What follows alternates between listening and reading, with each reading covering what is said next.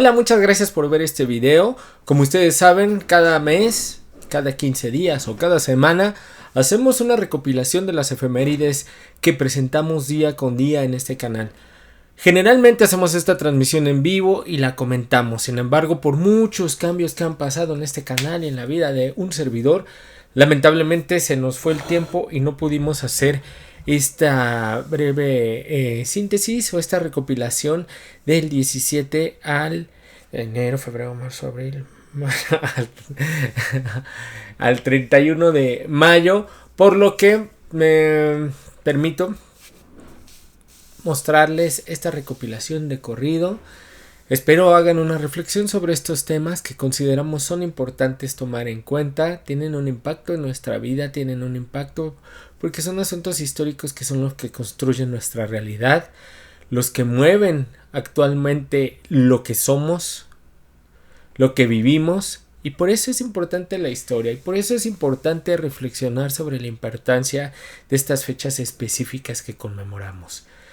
Los vamos a poner uno a uno.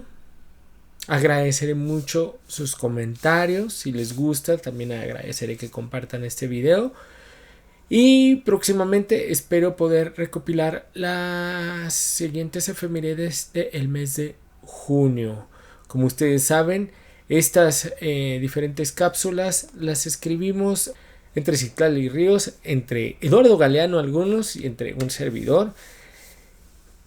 Y lo único que intentamos con estas cápsulas es acercar temas que consideramos de su interés. Muchísimas gracias por su apoyo, muchísimas gracias por ver este video.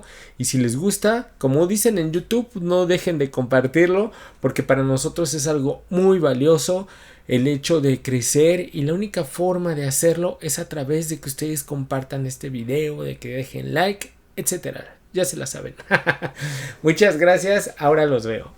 Mayo 17. ¿Enfermedad mental? Hace 34 años apenas se eliminó la homosexualidad de la lista de enfermedades mentales. Desde ese 17 de mayo del 90 se celebra el Día contra la Homofobia, Transfobia y Bifobia en 130 países. En la actualidad, las víctimas homosexuales, transgénero y bisexuales siguen luchando contra la discriminación y la violencia. Pero la sociedad lo toma como moda, los medios como entretenimiento y los políticos como tema para captar votos. El derecho a ser en libertad es un ejercicio que debe ejercerse sin permiso de nadie. Sin embargo, aún existe pena de muerte en 11 países por homosexualidad. 62 estados miembros de la ONU aún criminalizan los actos sexuales entre personas adultas del mismo sexo. En Europa, 4.690 personas transgénero perdieron la vida entre el 2008 y 2023 por discriminación. Por lo que hay que fortalecer la tolerancia, buscar información para buscar y defender la libertad. Mayo 18. Masacre en Atoyac. En 1967 asesinaron a 11 personas tras una reunión de los padres de familia en la primaria Juan N. Álvarez. Esta convocatoria se realizó para destituir a la directora por cobrar cuotas inadecuadas y lucrar para beneficio personal. El orador sería Lucio Cabañas, lo que hizo que la policía judicial tratara de impedirlo y propició la matanza entre los asistentes. El gobierno lo intentó culpar, pero solo hizo que se gestara la rebelión de Cabañas y su guerrilla por los próximos 7 años. Tras tanto tiempo de opresión y miseria de los campesinos en la Sierra de Guerrero. Esta lucha terminó 7 años más tarde tras la liberación de Rubén Figueroa, candidato a gobernador por el PRI que Lucio Cabañas había secuestrado dentro de su movimiento y que finalmente en diciembre de 1974 terminaría con su vida. Más tarde, en 1995, en Aguas Blancas murieron 17 campesinos también masacrados. ¿Cómo son las cosas que el gobernador de entonces era hijo de aquel Figueroa secuestrado por Cabañas? Un día como hoy de 1536 mataron a Ana Bolena, la primera de las esposas de Enrique VIII en ser decapitadas, quien le mandó a hacer un juicio por infidelidad, magia negra e incesto, aunque los historiadores coinciden en que realmente la mató por no haberle dado un hijo hombre y poder perpetrar su reinado. Ana era inocente, pero Enrique ya estaba enamorado de Jane Seymour para el momento de la muerte de Ana. La reina amaneció feliz incluso el día de su muerte. He venido aquí a morir, ya que según ley por ley he sido condenada a muerte, y por tanto no diré nada contra ello. No acusaré a nadie o hablaré de aquello de lo que se me ha acusado y condenado a muerte, sino a rezarle a Dios para que salve al rey y le dé un largo reinado, ya que jamás ha habido un príncipe más gentil y misericordioso. un señor soberano que siempre fue bueno y amable conmigo. Se arrodilló y le vendaron los ojos. El verdugo le cortó la cabeza de un solo golpe rápido y certero. 20 de mayo, Nancy Fraser, el feminismo para el 99%.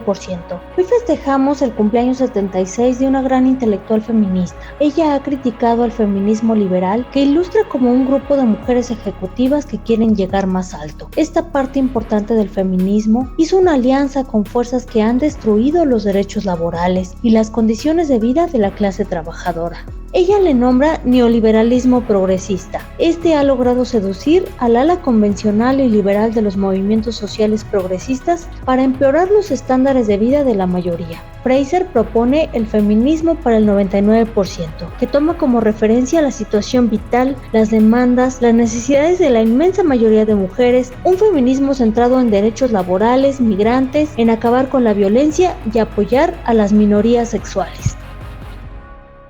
Mayo 21, la masacre de Toxcat. En estos días de 1520 se conmemoraría la veintena de Toxcat en el Templo Mayor de Tenochtitlan, con ofrendas dedicadas a Tezcatlipoca y Huitzilopochtli. Se preparaban los ornamentos, las flores, los atuendos, cuando Pedro de Alvarado, de una forma cobarde y ventajosa, mandó a matar a quienes participarían en dichas conmemoraciones. El invasor, que había sido encomendado por Cortés para cuidar Tenochtitlan mientras él se encontraba en las costas del Golfo, decidió hacer la masacre argumentando que no debían remover una efigie de María que habían colocado sobre el templo de Huitzilopochtli. Las matanzas a traición en las fiestas y rituales fueron recurrentes, según expuso el propio Fray Bartolomé de las Casas tiempo más tarde, pero como es costumbre, los historiadores han limpiado la imagen de los invasores. Pero la verdad se va revelando poco a poco, dejándonos saber que ningún culto cristiano, saqueo y obsesión por territorio y recursos justifica las atrocidades de los conquistadores.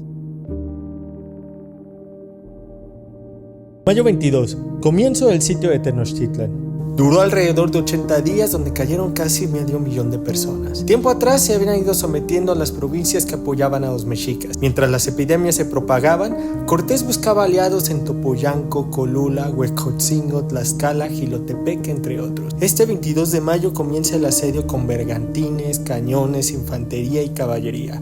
Bloqueo de abastecimientos. Las fuerzas de la Anáhuac, opuestas a los mexicas que apoyaban a los invasores, finalmente toman la ciudad el 13 de agosto de 1521. El triunfo se lo adjudican al militar de Castilla, Hernán Cortés. Esta batalla se dio realmente entre la gente de la Anáhuac, gracias a las condiciones de sometimiento que mantuvo el imperio mexica sobre sus alrededores, lo que propició su derrota. Pero más tarde el saqueo y sometimiento estuvo a cargo de las fuerzas invasoras que erradicaron la cultura, la religión y la construcción social.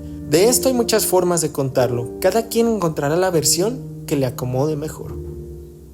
Mayo 23, Rubén Jaramillo Méndez. Nació en 1900, a los 14 se unió a los zapatistas. Tras la revolución se dedicó a luchar por los derechos agrarios. Hasta la llegada de Cárdenas al poder, Jaramillo siguió apoyando las causas del campo. Durante el gobierno de Ávila Camacho se levantó en armas con otros antiguos zapatistas en 1943. Aplacó su ímpetu acercándose a la política en 1945, formando el Partido Agrario Obrero Morelense. Pero al considerar que le robaron un triunfo electoral y la persecución política posterior, decidió volver a la clandestinidad. Así pasaron sexenios luchando contra el priismo retorcido desde entonces, contra los gobiernos en turno y siendo perseguido por el ejército. López Mateos entonces le ofreció acercarse a la legalidad, pero el espíritu combativo de Jaramillo no se compraba con nada. Ya había intentado por la vía armada, por la vía política, pero las condiciones del campo simplemente no mejoraban. Hasta que llegó el 23 de mayo de 1962, cuando fue secuestrado por el ejército junto con su familia, trasladado a Xochicalco y ultimados frente a la madre de su esposa.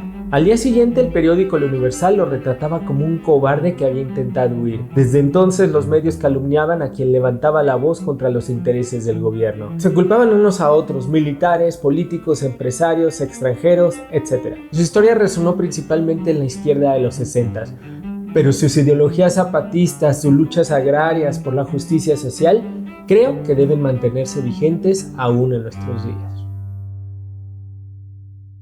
24 de mayo, el segundo sexo. Un día como hoy de 1949, vio la luz el libro que daría la buena noticia de que ser mujer no es una esencia ni un destino y que la opresión tiene un estatus contingente. Este libro aborda la condición de las mujeres desde distintas perspectivas, con una mirada filosófica, biológica, psicológica, sociológica. relata cómo desde las distintas corrientes de pensamiento se sostuvo la inferioridad de las mujeres con base en su cuerpo y sus supuestas características innatas. Esas diferencias que son sostenidas también mediante estructuras sociales, culturales y cotidianas. Simone de Beauvoir es la primera que cuestiona por qué, si las mujeres han logrado tantas cosas, continúa la dominación masculina.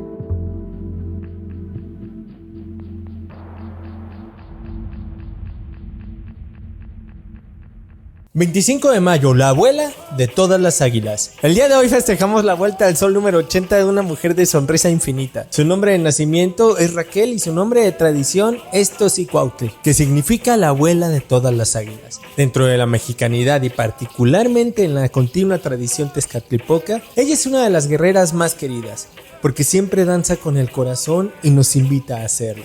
Su carisma, su fuerza, su amor y su corazón de niña siempre se hacen presentes física y en espíritu. Feliz cumpleaños, querida Simahuachtiani, mujer de conocimiento, de parte de todos sus nietos y nietas.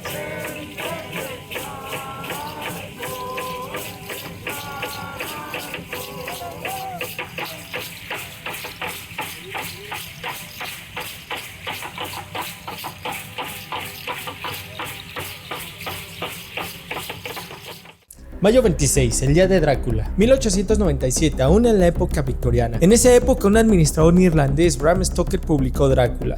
En su momento causó poco impacto, su tiraje fue discreto, pero como bola de nieve la temática que traía al presente las viejas creencias sobre vampiros fue invadiendo el imaginario popular en todo el mundo. Drácula, publicado el 26 de mayo en Inglaterra, no cambió significativamente la vida de Bram Stoker, pero al menos generó la pregunta de si el escritor había imaginado el personaje, pero él mismo refiere su influencia en Vlad Tepes, gobernante rumano que gustaba de empalar a sus enemigos, pero también en viejas mitologías asociadas al vampirismo. Esto masificó y eternizó al personaje de Drácula. Este cuestionamiento sobre el poder de la sangre para dar vida rebasa aún en nuestros días la ficción. Los seres nocturnos que roban la energía de las personas es uno de los miedos más profundos que sigue atormentando a millones de personas alrededor del mundo.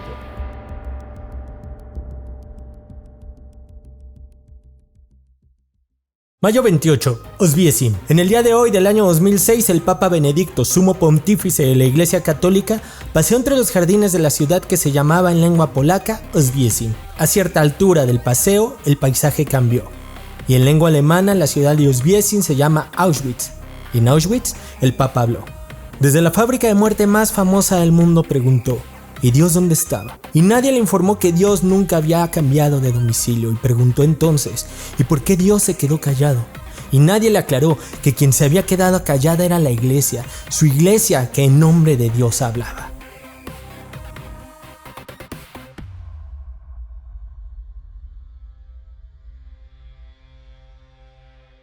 Mayo 27, Miguel Cabrera. La historia se nos cuenta tomando como base vestigios, relatos, orales, textos y pinturas. Es el caso de Miguel Cabrera, quien nació en Oaxaca en 1695. A este pintor novohispano le debemos la concepción actual que tenemos de Sor Juana, que aunque tuvo retratos anteriores, la imagen más reconocible es la que pintó Cabrera en 1750. También le debemos la validación del ayate que relataba la aparición de la Virgen de Guadalupe en 1531, además de que hizo su propia versión 225 años después de la aparición. La clasificación del estatus social de acuerdo al color de piel con el que se manejó el sistema de castas llega a nuestros días también representado por su pincel, en donde notamos que desde antes de la gestación de la nación estamos clasificados por nuestro origen étnico para determinar nuestra posición social. Con esto podemos comprender que gracias a los artistas queda plasmada la historia.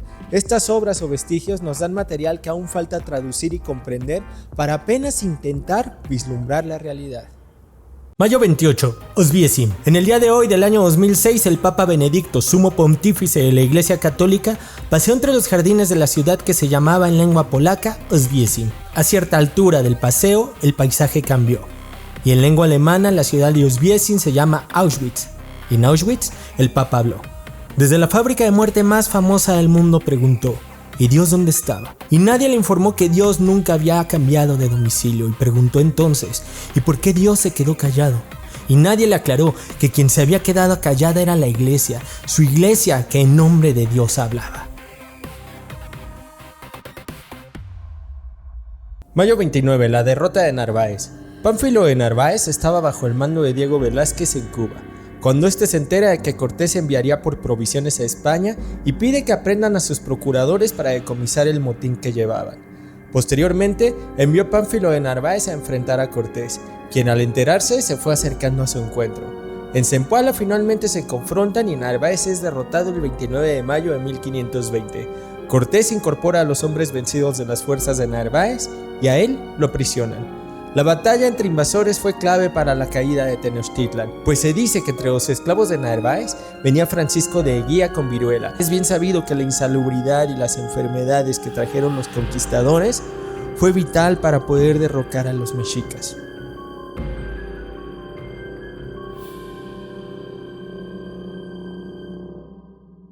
Mayo 30, la muerte de Juan Diego. Algunos dicen que era un simple macegual, algunos que era un enviado, otros no creen en su existencia. Pero la importancia del personaje para el mantenimiento de los cultos después de la invasión europea es innegable, pues es una creencia que se mantiene viva. Habían pasado solo 10 años de la caída de Tenochtitlan cuando se dieron las apariciones de la Madre en el Tepeyac y la reivindicación del poder de la Tonantzin para la nueva realidad del mundo náhuatl. Ella le pidió un templo a Juan Diego Cuauhtlatoatzin de 58 años y lo hizo a través de una tilma que llevaría ante los representantes de la Iglesia Católica. Tras cumplir su mandato, él dedicó 29 años de su vida a cuidar la imagen de la Madre impresa en el ayate milagroso, hasta el 30 de mayo de 1548 que murió, a los 74 años en la misma ermita dedicada a la Tonantzin. Los católicos adoptaron el mito de inmediato, la volvieron Guadalupe y a Juan Diego un santo, el primer indígena beatificado siglos después. Siguieron alimentando el mito y ahora siguen disfrutando de adeptos y ganancias.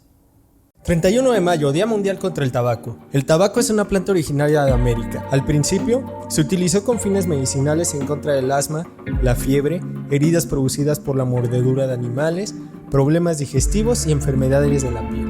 También se utilizó con fines políticos para conmemorar celebraciones, alianzas y acuerdos de paz. Incluso se llegó a utilizar con fines religiosos como forma de contactar con el mundo espiritual. Actualmente, el cigarro es una de las drogas legales de mayor consumo que contiene más de 7,000 sustancias químicas y 50 de ellas son cancerígenas, que dañan a quienes fuman y a las personas del ambiente a su alrededor.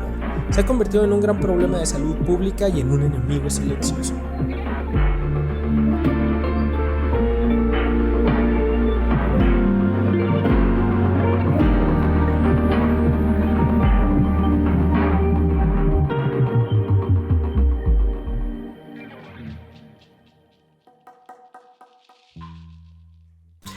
Espero hayan disfrutado esta transmisión, espero hayan disfrutado o hayan más que disfrutado, reflexionado sobre estos temas. Los invitamos a indagar más si son de su interés.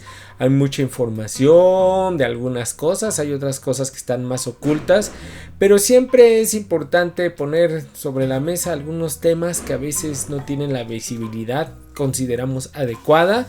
Y ese es un poco el esfuerzo que estamos poniendo en este canal para que se puedan ver algunos temas que de pronto quedan relegados, que no nos quedemos con estos entretenimientos obsoletos, estos entretenimientos que nos enojen, estos entretenimientos que no nos aporten nada, incluso estos entretenimientos que nada más nos vacíen y nos hagan perder lo más valioso que tenemos en la vida, que es nuestro tiempo. Queremos construir, queremos continuar evolucionando constante y conscientemente, y la única forma de hacerlo es conocernos. Para conocernos es estar consciente de dónde venimos, de nuestra sociedad y por qué estamos parados actualmente en donde estamos. Muchísimas gracias, les reitero el agradecimiento y la invitación a que por favor compartan y dejen su like. Hasta pronto.